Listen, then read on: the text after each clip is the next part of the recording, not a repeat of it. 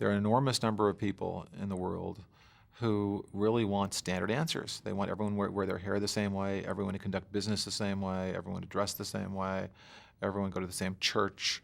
There's a very and if you wander outside of these norms, people are highly critical because it's threatening to them.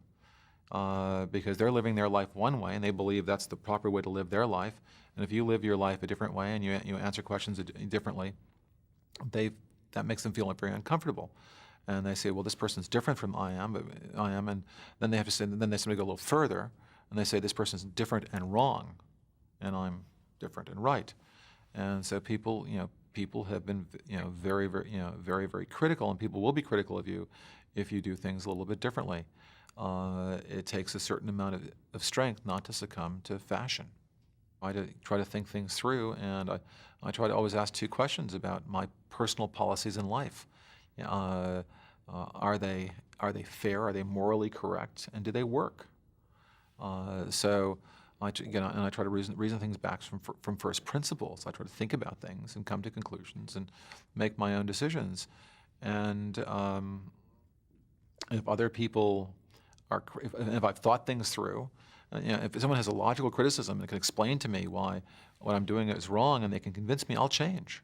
If they really can, if they have good reasons, I'll just alter my behavior.